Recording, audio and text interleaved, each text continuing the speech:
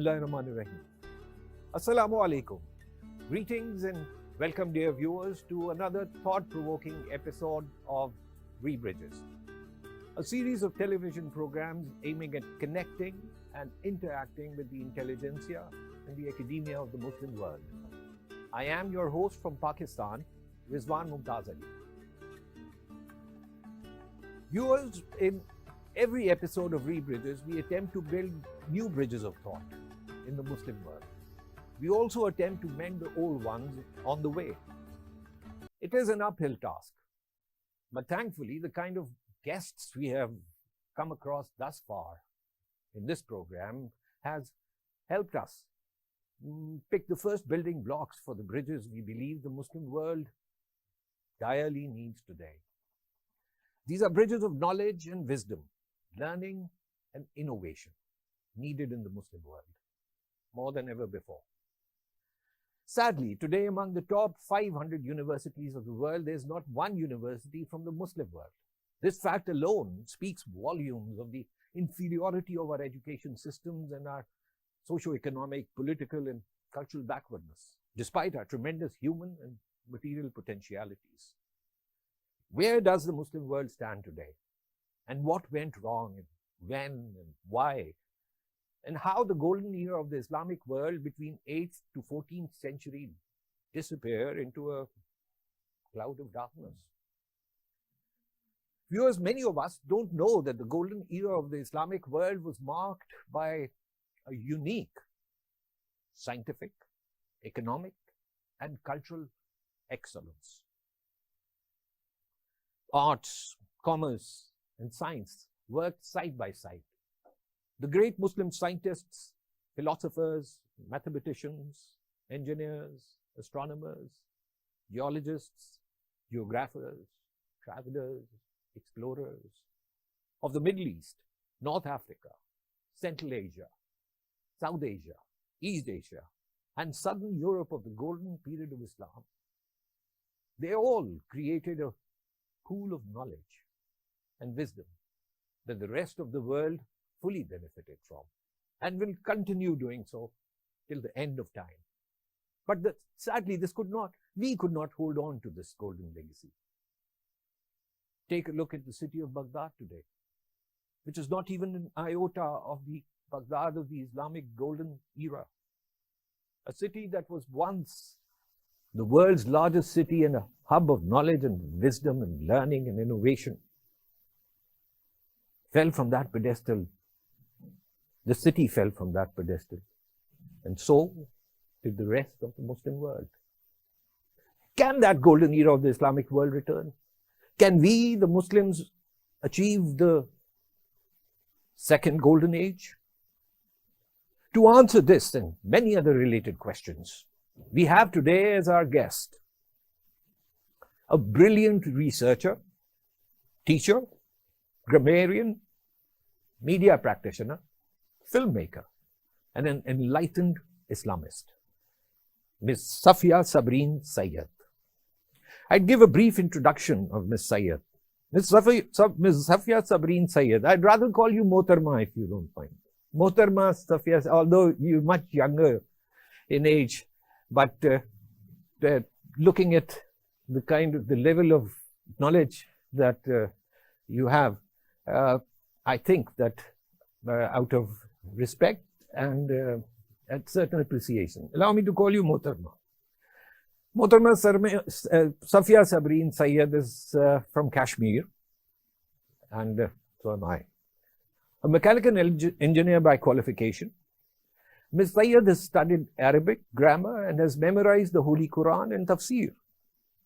Since 2014, she is associated with KNOW, a Muslim EdTech company in the UK. Ms. Motarma Safiyyah Sabreen Syeed regularly interacts with local and international scholarship and experts on Islamic eschatology and legislation. She is currently spearheading a media project called the Second Golden Age that highlights the role that Quran and Islamic science played in building modern science. She's made a groundbreaking documentary titled The Golden Age of Islam in collaboration with a UAE company. In this remarkable and must-watch documentary, We are explained how the present day world of cutting edge technology, development, information and modernity owes its origin to the existence of one book, the Holy Quran, to one man, Hazrat Muhammad sallallahu alaihi wasallam, and to one of the greatest civilizations the world has ever seen, which is none other than the Islamic civilization. Ms. Safiyyah Sabreen Syeed, welcome to ReBridges. My first question to you after this longish preamble, but I think my words did not do full justice to the kind of dedicated work that you're doing. My first question to you, Safiyyah, Mohtarma Safiyyah, is that your documentary, the Golden Age of Islam, takes us on a journey that unveils the Quranic roots of one of the greatest revolutions in human history. My first question to you is that what inspired the filmmaker in you to make the Golden Age of Islam, which is indeed a groundbreaking documentary on the subject? Over to you.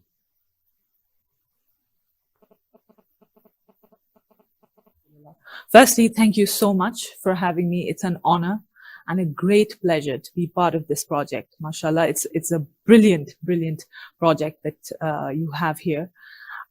Firstly, let me start by saying that the Islamic Golden Age, or if we call it, the most appropriate word to use is the Islamic intellectual ages.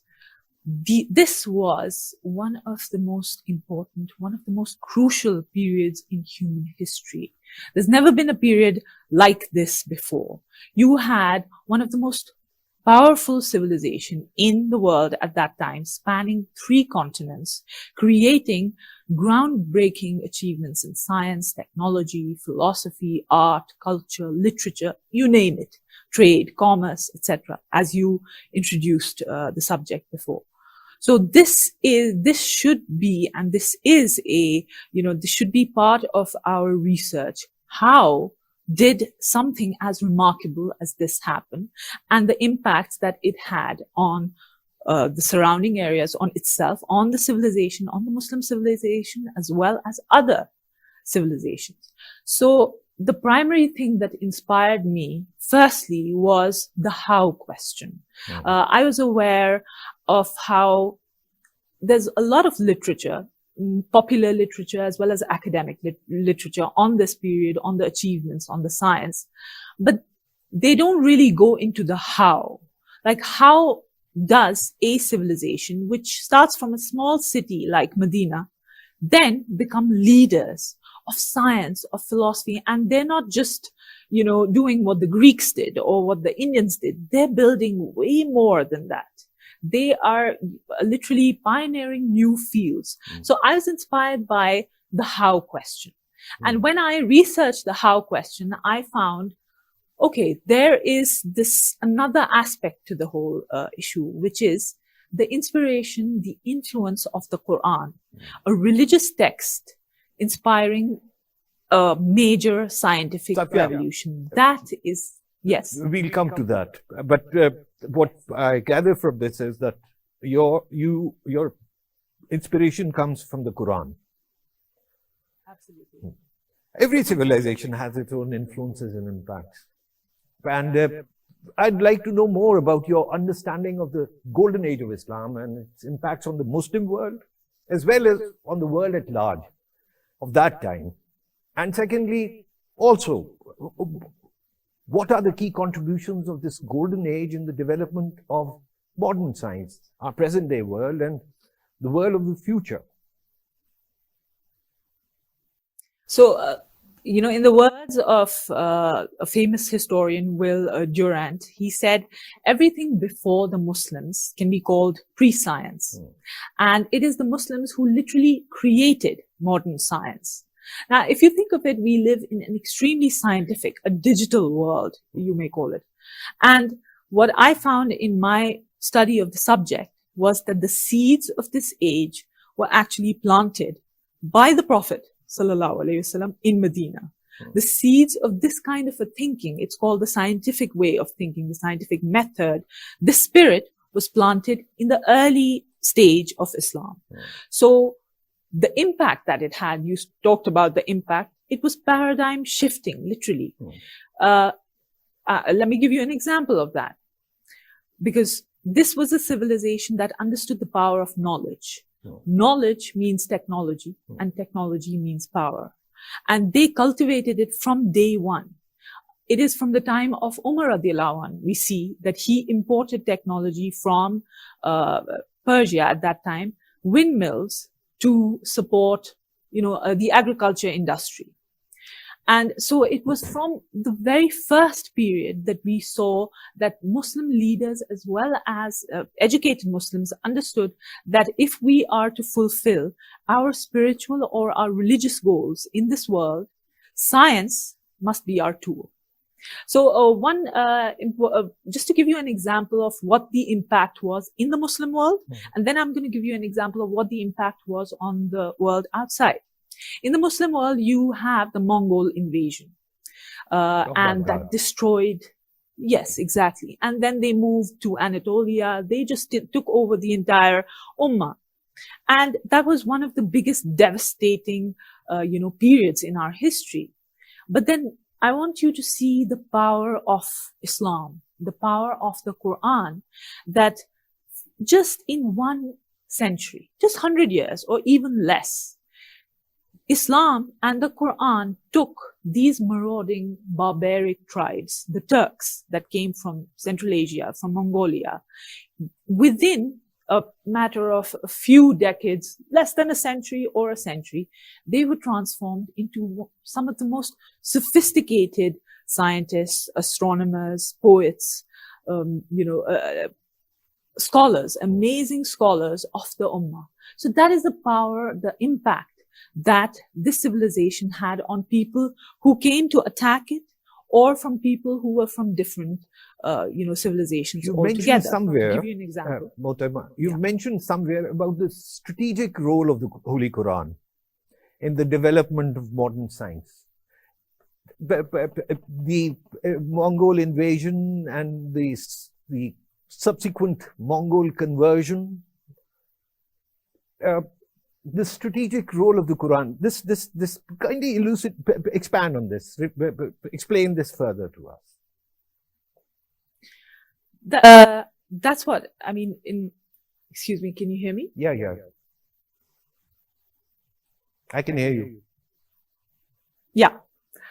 So, in my study, I did realize, and there are many scholars who've written about this, that there are a few factors in which the Quran inspired this kind of a scientific intellect. One is the doctrine of Tawheed, which imparts to the Muslim this idea of unity of knowledge.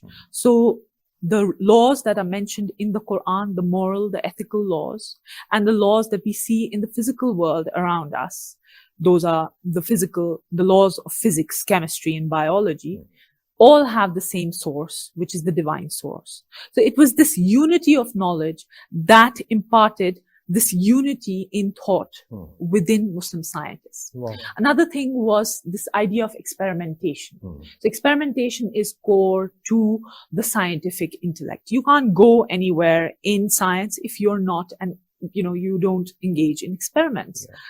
We see that from the Quran, from the early period of Islam. You don't have that courage to engage. Exactly. And this is something that differentiates us from earlier civilizations. You don't find this in the Greek civilization. This absolute emphasis on studying the physical world through experimentation to gain truth. And so this is another thing. Another thing was the entire premise of science is built on a particular type of philosophy. That philosophy in the Muslim world was completely Tawheedic. You could say it was completely Islamic in the sense that Muslim scientists and Muslim scholars all agreed that a good study of the physical world can lead us to better understanding our Creator and our ultimate purpose in life. So that's why you saw very religious scholars, jurists from, our four schools of jurisprudence also becoming mathematicians, scientists. Abu Hanifa was a mathematician in his own right. See, the incredible use of the human mind by these God-gifted people. Ibn al-Haytham, al-Farabi, Ibn Sina, al-Kindi, al-Razi, al-Bayruni, and the list goes on of these great scientific minds of the Islamic Golden Age. They didn't have computers or any modern scientific equipment, and yet they unveiled the secrets of knowledge through the Holy Quran. This clearly indicates to their sublime connection with the Creator, as you pointed out. Please further explain the nature of this connectivity with the Creator that could open doors of hidden knowledge of the universe to these men. Absolutely. And women as well. There were many female scientists as well. The Sahabiyat, starting from the Sahabiyat. Absolutely. Yeah. Absolutely. And yes, that's a very, very important point that you've made, a beautiful point that you've made. Let me give you an example of that, because you mentioned Ibn al-Haytham.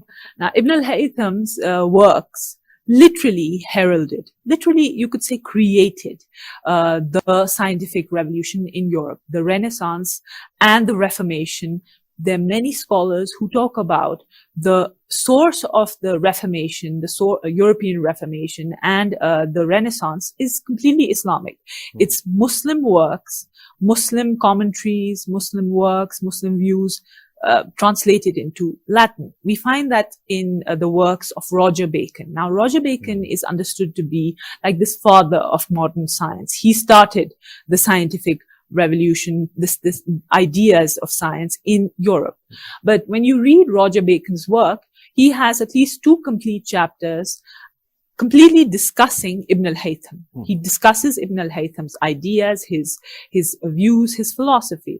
And when you go to Ibn al-Haytham, then when you see the terminologies that he uses, those terminologies are exactly from the Quran. He uses the word sunnatullah. Sunnatullah is the habit of Allah. The Muslims understood nature to be like the habit of Allah. What we see, the regularity that we see in physical processes was understood to be, this is how Allah subhanahu wa ta'ala functions. This is how his laws function in the physical world. So Ibn al-Haytham was completely inspired by Islamic theology, which is based on the Quran, which later on is taken by European scientists to bring about their scientific revolution. So these are empowered people. Mohtarma, prior to the West adopting taking over the baton from the Muslim world, they were much later. There was darkness prevailing in Europe. We know Al-Bayruni, a Muslim genius in 1037, standing on top of a mountain in Pakistan, Dadan Khan, devising an ingenious way to calculate the circumference of the earth with less than 1% error. On the other hand, 600 years down in 1633, I think, Galileo was accused of heresy for holding the belief that the earth revolved around the sun. Where the great Muslim minds using the knowledge of the Quran and scientific disciplines were blazing new trails of discovery and innovation, the West was subjecting Galileo to church inquisition. What role did the freedom to know, you've brought it up earlier on. I'd like you to expand on it further, that what role did the freedom to know, to question, to explore and challenge dogmas was played in the golden era of Islam? And was this the reason for the economic, political, social, cultural and scientific excellence of the Islamic world of that time? The freedom, the courage to know, the freedom to know, the quest, that independence. Talk about it. Absolutely. Absolutely, absolutely. I couldn't agree more. But there is a difference. We have to see there is a difference between the Muslim world and the Christian world, Christian Europe at that time, or the Quran and the Bible in this sense. And there are many people who've discussed this. Dr. Muhammad Iqbal has discussed this beautifully. He says that the vision of the Bible is very, otherworldly, is very, flesh denying, body denying, world denying, of asceticism. Whereas the spirit of the Quran is, how do you make the dunya, the world, spiritual, otherworldly? You take this dunya, the world, and then make it a means for you to get the hereafter. And this spirit from the Quran inspired scholars like religious scholars to pursue science, which we didn't find in Christian Europe, because for them they had this dichotomy: either it's religion or it's science. For most of the part, they were very skeptical of science for this matter. But this freedom, as you talked about, this spirit of freedom was imparted to us by the text of the Quran that places salvation on the pursuit of knowledge. And knowledge, the primary source of knowledge, is the world, is the cosmos around you.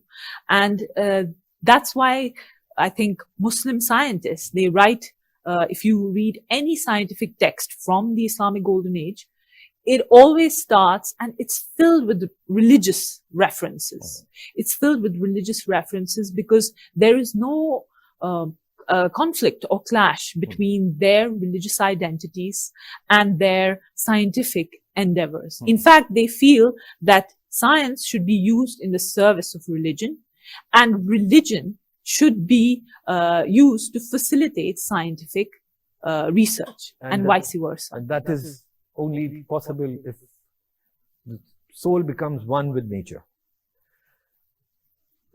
Mohtarma, Absolutely. The libraries of Baghdad, Samarkand, Bukhara, they were repositories of knowledge.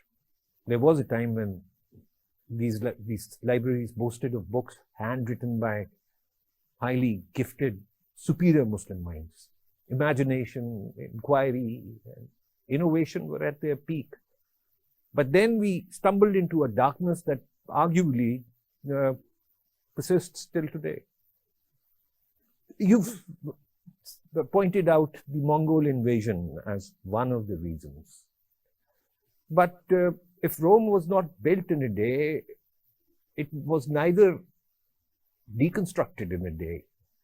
So this legacy, this grand legacy, yes, the libraries, the books, the rivers became red and blue with their ink. But then where did these men of knowledge go? Where did this exceptional kind of people disappear? And where and why we could not hold on to this grand legacy? What happened? What went wrong? So there are many narratives and there are many versions to the story. One that you mentioned was an Orientalist narrative that has been rejected for the most part, that the Mongol invasion was devastating. But, the spirit of the Muslim civilization was such that within few decades, they bounced back. So we have great science in India. We have great science in Central Asia. The centers of learning kept changing, but it never died. And for that matter, I would argue that it actually never died. You really can't kill the spirit of the spirit of curiosity or the spirit of learning from a Muslim, because we are a civilization of Iqra, of the Kitab. So it hasn't died, but obviously there is a lot of change that has happened. The way I discuss it is basically there are two factors. There's the external factor and there's the internal factor. The external factor is and there are many scholars who discuss it. The external factor is the development of a particular type of a world order that could not accept a powerful Islamic civilization. So a unipolar world order, which was made by the colonial period. The colonial period started, and this idea of an independent, very powerful Muslim empire that has science and technology was something completely against their motives. So wars, all sorts of economic issues, exploitation, and all of that continued. So you're breaking the back of a prosperous home, you could say. That's number one. But number two is the internal factor, which is slowly and steadily this distancing, I feel, from our own tradition, that you find that Muslims no longer are that connected, that inspired by the Quran the way the early generations were. The Quran is no longer the center of our intellectual, our economic, our political activity. And third, within the internal factors, I would say also the rise in extremism. When you have a faction of people who are moving away from the tradition, you have another faction that's puritanical, wants this sort of a reformation. So they become extremists in their approach. So there are lots of factors for this. But the truth of the matter is that, yes, I do recall reading somewhere that before Lord Macaulay's education reforms in India, the literacy rate of India was well above 90%. The madrasas were not just centers of religious education, they were centers of learning. They not only taught languages, including Arabic and Persian, but they also taught crafts. They gave degrees, Munshi Fazil, similar other degrees, which were meant to provide the society with educated people, well-rounded personalities. Iqbal came out of a madrasa, so did our Faiz Ahmad Faiz and many other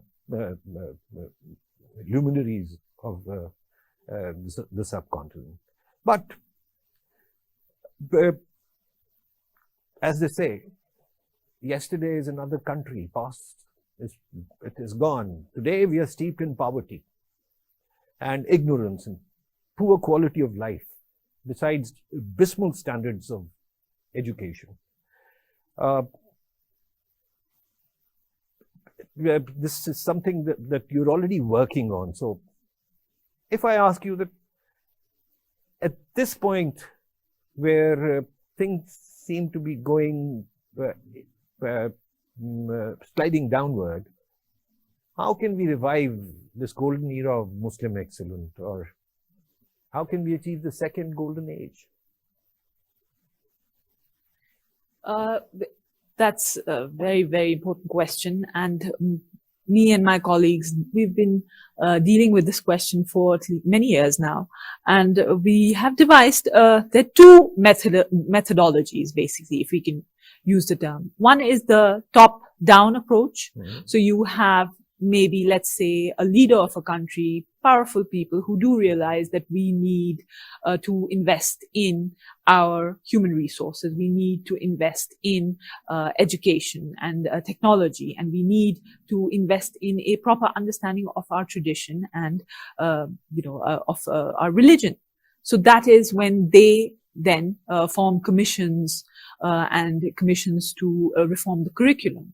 You see, the madrasa, as you rightly pointed, the madrasa created geniuses. So there's nothing wrong as such per se completely with the madrasa system or with any other system. It just needs a bit of refurbishing, maybe some sort of absolutely, absolutely. And this is something that belongs to our past. That is, we were people of great educational institutions that inspired the institutions in Europe. The first university in Europe was established by Muslims.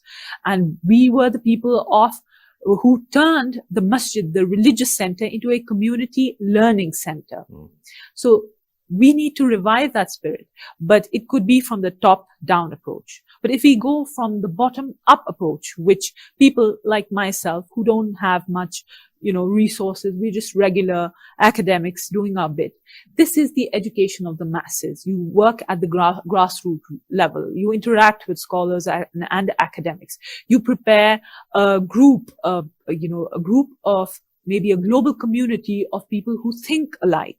And maybe, let's say in a few years' time, you could have in Muslim universities, entire departments, working on revival studies or the second golden age studies, where they want to revive the spirit of the second golden age. The prescription is there. We know what we have to do. It's not that it's rocket science. What we need to do to revive this is just learning and education, and in a way that is conducive to our faith. So we don't divide biology from the ethics of the Quran. But when we go to, when we study in secular institutions, there is this division. So the Muslim would have to devise curriculums wherein we can integrate the best of our secular studies with religious studies in the best, most appropriate manner. So the prescription is there. It's just that we need people who are, focused to do this. And this is something that the Prophet, peace be upon him, told us about. It's in the Quran, it's in the Hadith, that the Muslim Ummah is destined to be leaders of humanity in fields of ethics, in fields of morality, in fields of knowledge. We are supposed to be leaders, scholars. What Iqbal said, sabak par phir sadakat ka, adalat ka, shujaat ka, liya jayega tujhse kaam, dunya ki imamat ka. In the sense, you're going to be leaders. Of truth, bravery, and justice. Absolutely. For you are destined to lead the world once again. Yes. Exactly. Yeah. So, as an ummah, we need to work towards it, and the basic tools that we need to function with is education, better and better education. How, as you earlier on emphasized the how part of it, where's the will? Do we have that will? How can that will be brought into play? Very, very important question there. I would say, I call it the problem solving your way to greatness. When you encounter a problem, an obstacle, that becomes your will. What we see in the Muslim world right now, we have issues. Let's talk about contemporary issues. The economy, the monetary system, let's say, the health system. We just faced 2 years of a pandemic. The biotechnology field. We do realize the importance of developing our own social media websites, information technology. So all of these are obstacles in our path to greatness. When Muslims... Hello? I can hear you. Please continue. Can you... Hello? Disconnect to another. Hello? हाँ माजिद कम वैसे बताओ चलो बिस्मिल्लाह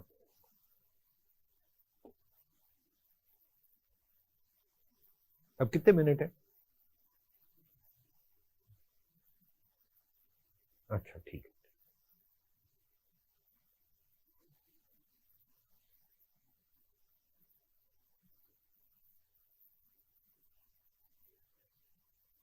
Can you hear me now? Yeah, I can hear you. Yes. Yeah, please.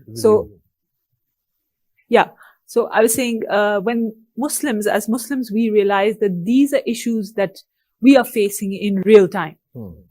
Number one is, let's say, the monetary system, the debt problems. So many Muslim countries are facing this. The problem with our biotechnology infrastructure. So many Muslims are facing this. Energy crisis.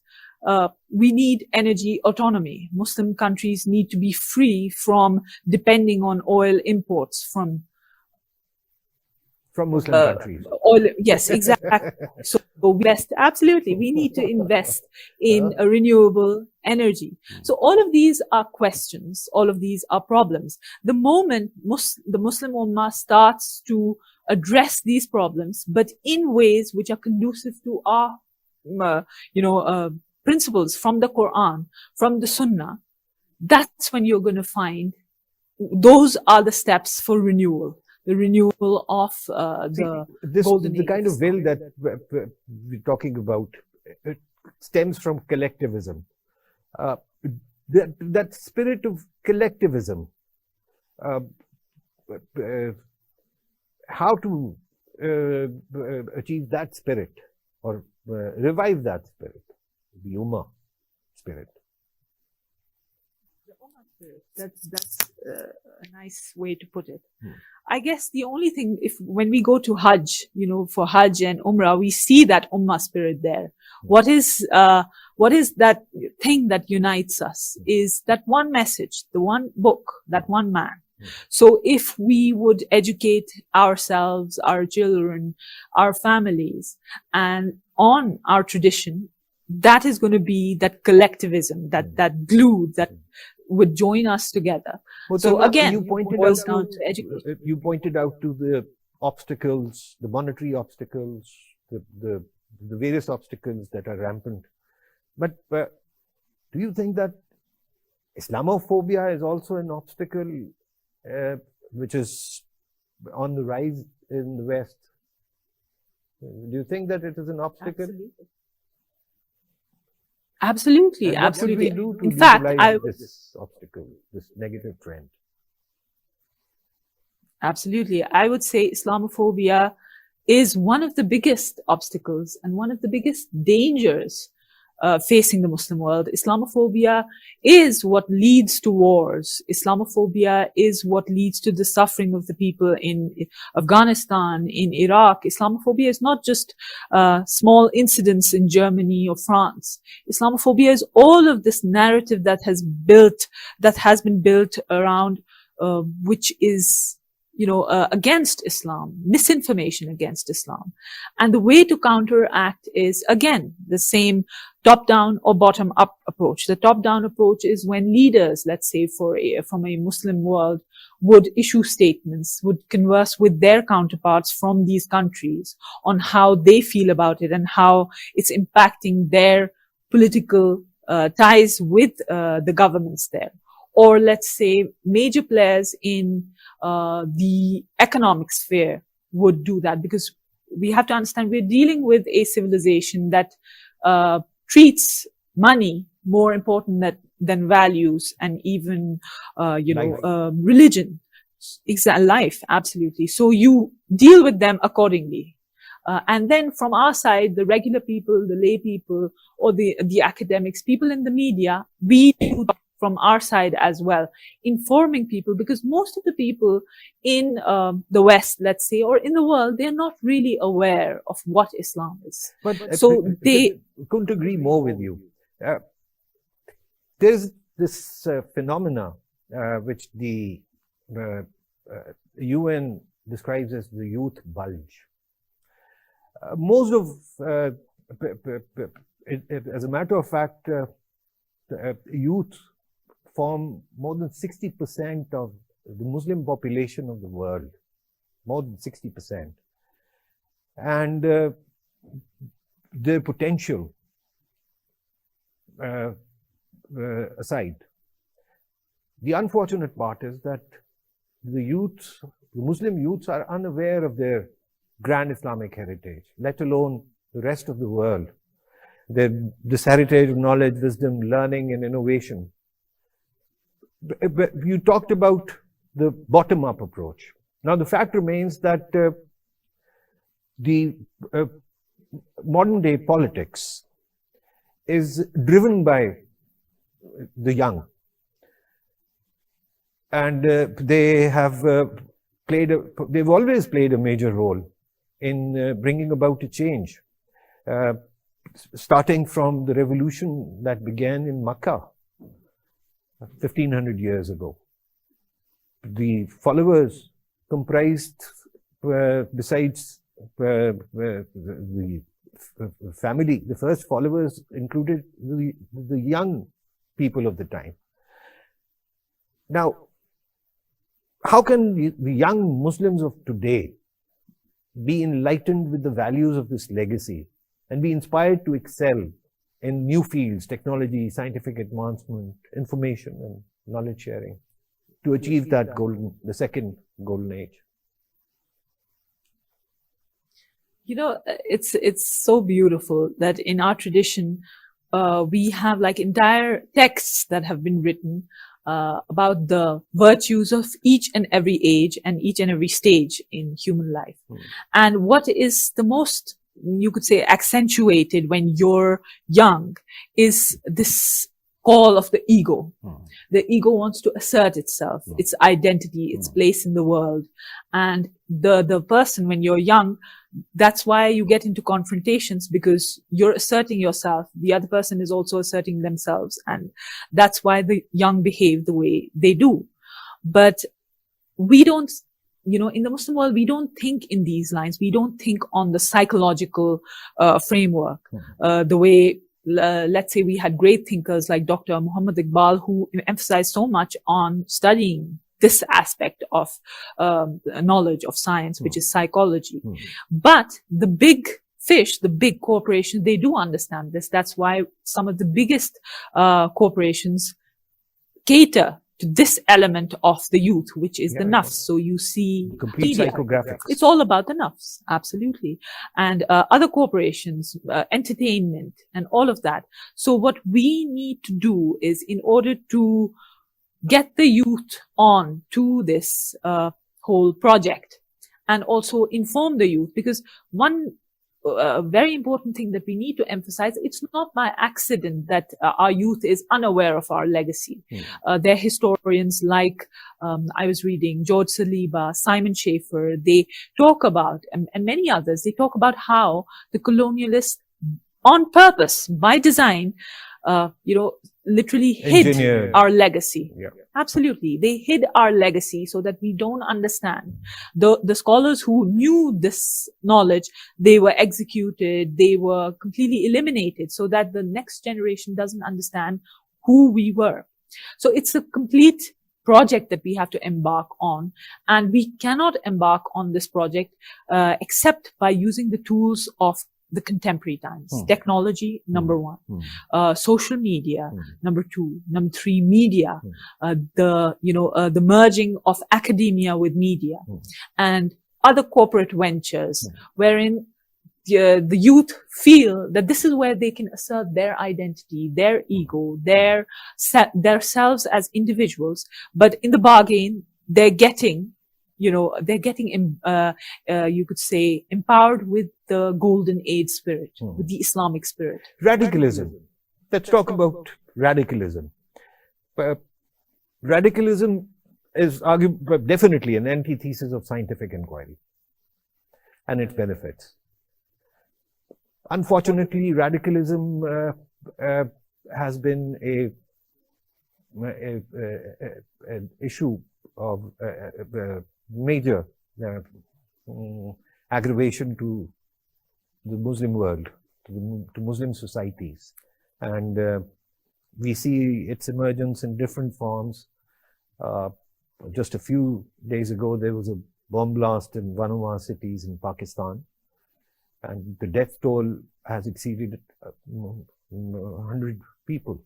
Now, in a situation, in an environment where inquiry, innovation, education is discouraged in the name of a certain radical idea or ideology, besides Islamophobia, radicalism, to my mind, is a problem that is parallel to Islamophobia in its nature and intensity. What should be our way forward here? Absolutely. I couldn't agree more with you on that. Radicalism is like an internal cancer that's eating the ummah up from inside, destroying our institutions and everything there is. And from my perspective, as somebody who loves to learn and to understand, we need to think, like, for example, this unfortunate events that we see unfolding in Pakistan, sometimes in Iraq, in Afghanistan, where there are people who are committing such heinous crimes. I think it is our responsibility that we understand, firstly, where is this coming from? What would convince a person to commit such a heinous act in the name of Islam? We read the same Quran as them, but we don't find these things. Where do they get this from? And when we do that, we do find that there is the sect that emerged out of the Najd area of Saudi Arabia 200 years back, and the theology that came out of that place from the people there that demonizes everybody else other than themselves, Besides except for themselves. Besides Yes. the ills that have stemmed from our own backyard, we've always, since the 16th, 15th or 16th centuries onward, the Muslim mind has been very consciously, knowingly, been gravitated away from modernity. And came a point in the subcontinent when, after 1857, the mindset disallowed the Muslims of the time to go and acquire modern education. And Sir Syed Ahmad Khan came up at that time. And he emphasized the importance of taking the tradition alongside modernity. And he created this beautiful fusion of a movement, which is called the Aligarh movement. And our freedom and the Muslim reawakening owes its gratitude and origin to this movement. But then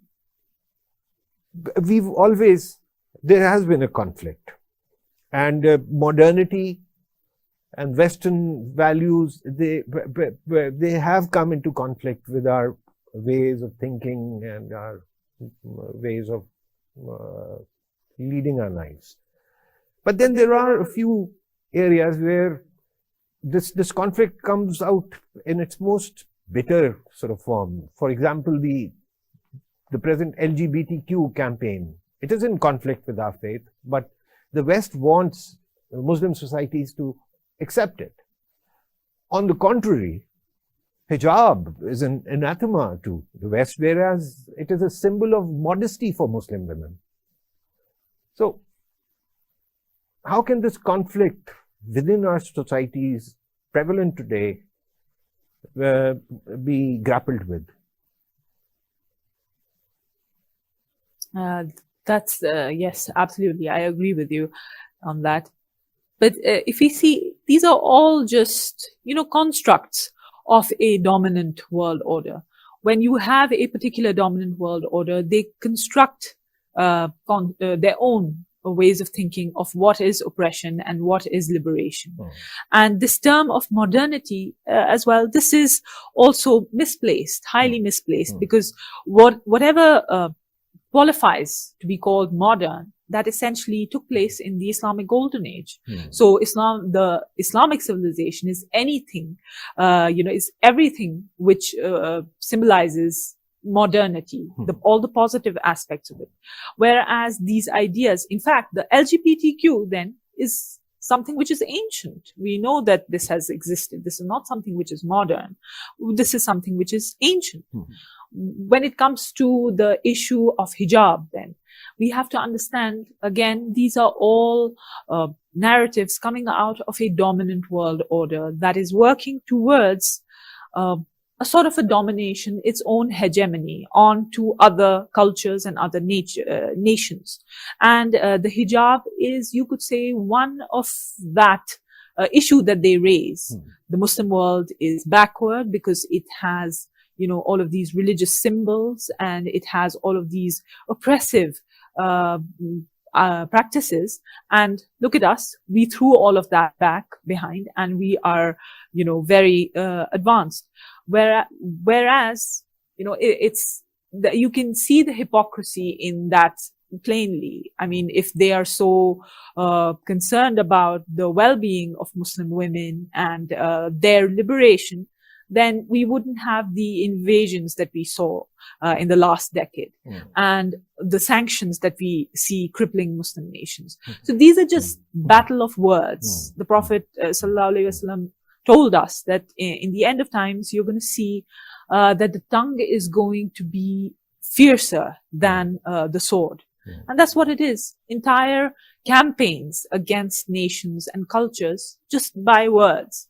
We need to resort back with words. Not just Our by words. intelligentsia There are also needs- deeds Yes. that are there, which are extremely heartbreaking and offensive, like the heinous desecration of the Holy Quran in the West. And it is being done right under the nose of Western governments, showing the Western double standards on the respect of human rights. I ask, and I ask you, what do you think? That if being anti-Semitic is a crime, why is being anti-Quranic and anti-Islamic not a crime in the West? Absolutely, absolutely. This is the issue of dealing with a superpower, or let's say a world order that is stooped in hypocrisy. When you talk about it, anti-Semitic, if we take the word Semitism, these are even the Arabs living in the Holy Land. They are also Semitic people, and we know that by history. So these are being thrown around. And in effect, if we think of how do you deal with this? How do you deal with people like this? We find the solution in the Quran. The Quran says that you're going to hear, oh, you who believe, you're going to hear much harm, much, displeasing words and deeds from those who don't disbelieve, from the people of the book, as well as the mushrikeen, those who associate partners with Allah. So if you are patient, the ultimate victory would be yours. Inshallah. In the sense, it is just a turn of the world order. Right now, it affects us, and it does, and we should take the measures that we can take at our different levels. Maybe the leaders can take more, measures as compared to the lay people. But then the actual thing is the passage of time, wherein this world order, as we can see right now, is shifting. And you're going to see we need to work towards that multipolar world order that respects our values as Muslims, our principles as Muslims. Mohtarma Safiyyah, this conversation surely has given me hope. Hope and light. Maybe that light is still at the end of the tunnel and the tunnel is far away. But I do see hope in this discussion that we've had. And I see young Muslims and Muslimas excelling in their quest for true knowledge, for the truths that can make them one with the Creator, and make this world a better place for everyone. Let me conclude this episode with the words of the poet of East. You've been quoting him so much that I would also like to quote him now. रूहे मुसलमान में है आज वही इज़्तिराब, राज़े खुदाई है कह नहीं सकती जुबान, देखिए इस बहर की तह से उछलता है क्या, गुंबदे नीलोफरी रंग बदलता है क्या. I've translated it myself, that in the soul of the Musliman today is a similar restlessness. What lies ahead is a mystery of God that I cannot reveal. Wait and see what comes out of the seabed, to what color the sky's blue dome changes. This is what Allama Muhammad Iqbal said about the coming times. And this is the hope that we in the Muslim world will always cherish and espouse. Mohtarma Safiyyah Sabreen, Syeed, it was a pleasure talking to you. Or Jeeti Rao. Thank you so much. It was an honor. speaking to you. MashaAllah, it was very, very beautiful conversation I had. And thank you so much for having me.